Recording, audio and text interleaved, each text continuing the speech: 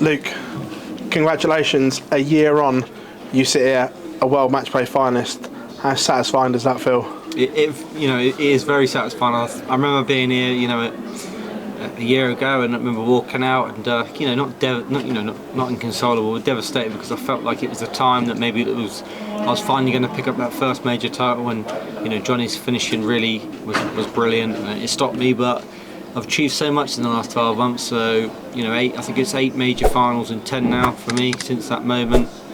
I can't ask for too much more, to be honest. We're in such a great era of fantastic dart players that to do that, it's something special. So all eyes on trying to be that next person to go and win the Worlds and the match play in the same year.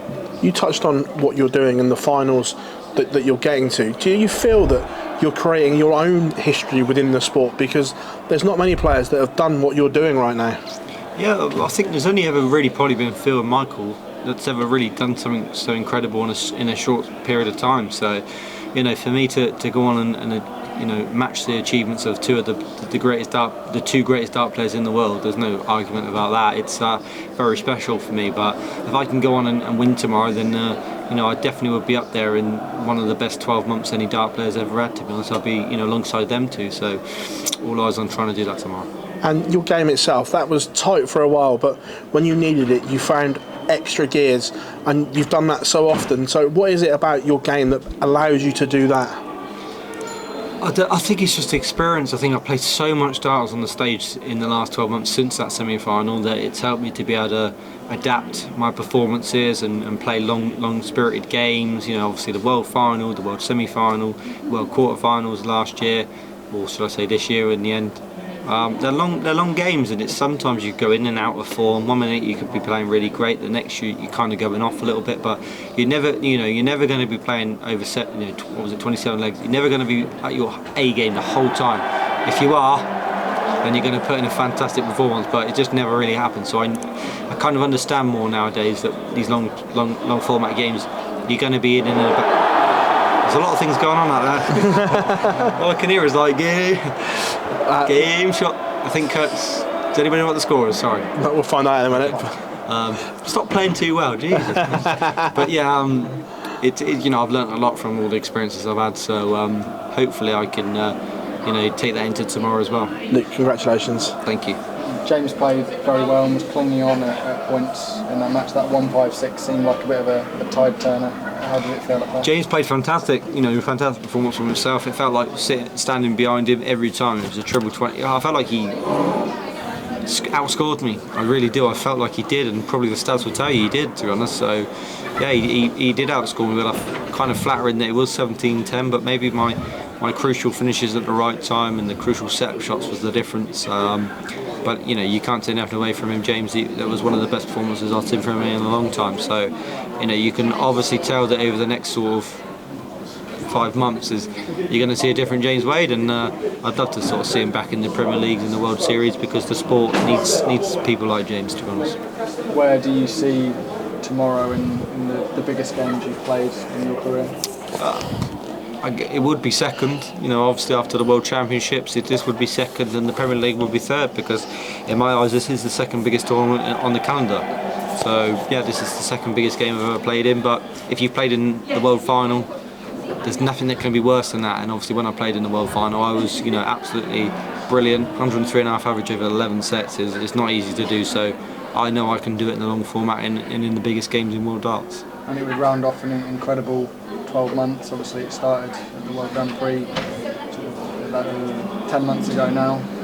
What a year that would be. It would round off one of the greatest years of my life, and not just mine but any dart player's career, to be honest. I think 5 major tournament wins with a world final, with the Worlds and the World Cup win. There's not many people that's done that, to be honest. Let's be honest. I put myself up in history, but like I've always said, I always want to try and create a legacy. When I'm finished and done in this game, I want to try and be one of the top 3, 4, 5 biggest major winners in the sport. But these sort of big wins will help me with that.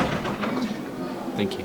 Luke, one of the expressions that seems to be used so much in your games is Luke's turn on the afterburners, and like you alluded to just earlier there, that seems to be a feature of you knowing the right time to make that run.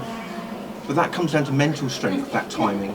And one thing that's been a thread through your career is your mental strength has gained all the way along. Do you feel like now you're in that such a good place to deal with all these different moments? Yeah, I think the experiences over the last 10 months have just helped me. You know, they've made me a stronger person mentally and physically, and I just know how to deal with these long format games. I think when you're up there, you just know you're not going to be at your best for the whole period of the game. You're going to have peaks and troughs. You just have to accept that when you're in them troughs, try to limit the damage.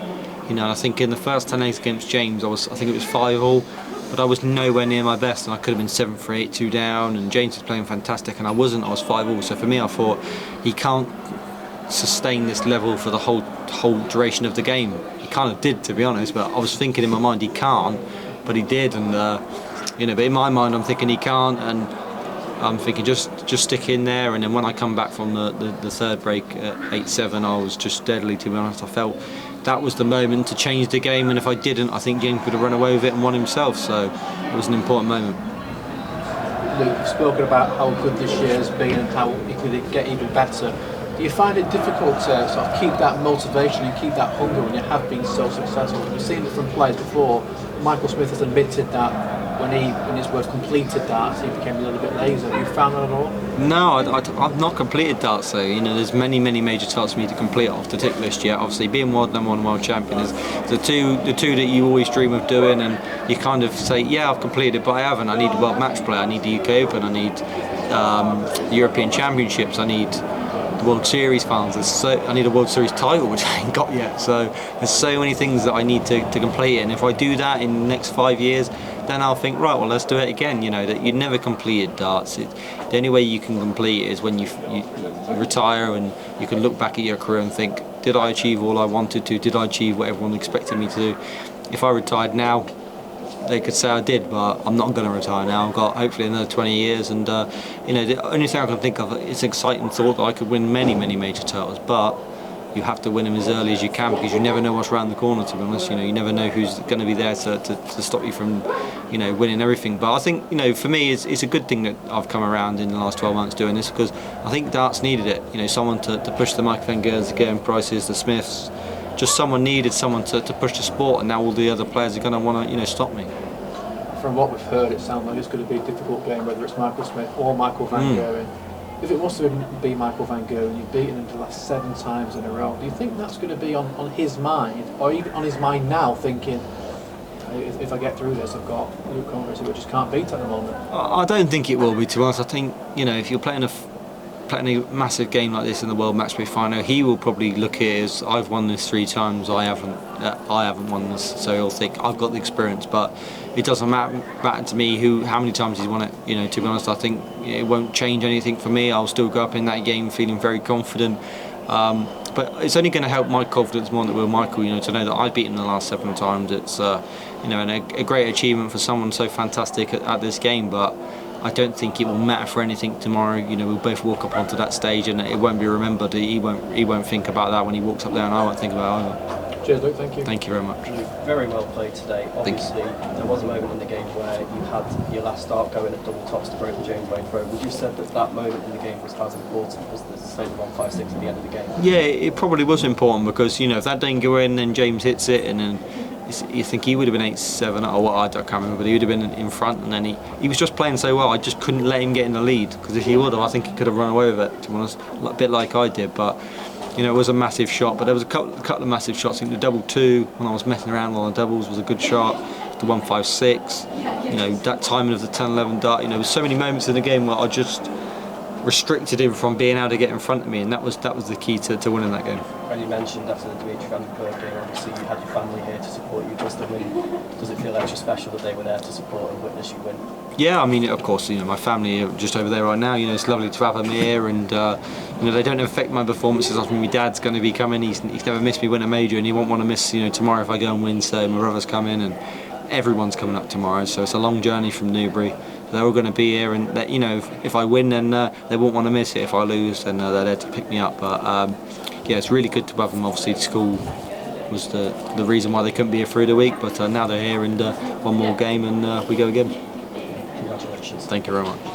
Congrats again, Luke. Thank you.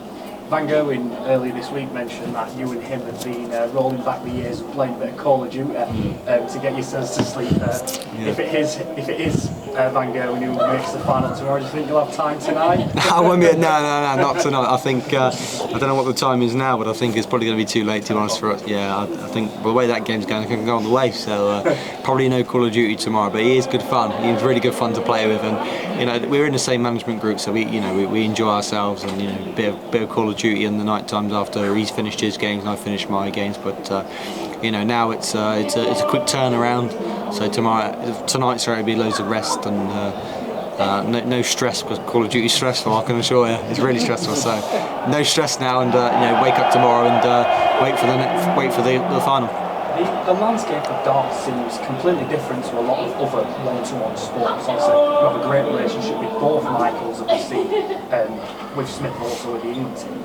Does that almost make it a bit more difficult when you're going into a major final against what you consider as a good friend? Not really, because I consider James Wade that as well, to be honest, but it didn't really affect me tonight. I kind of think I'm good friends with a lot of players, so I kind of see that. So it's kind of hard. If that was the way, it'd kind of be hard every game I played, to be honest. But now when I'm up on the stage, I don't look at the player as that friend that I look at them off the stage. I'm there to win. They're there to win. There's no sort of animosity in the game, but I just want to win. So I don't find it hard to play your friends, to be honest. But hoping that it's going to be a good game tomorrow, regardless of who it is.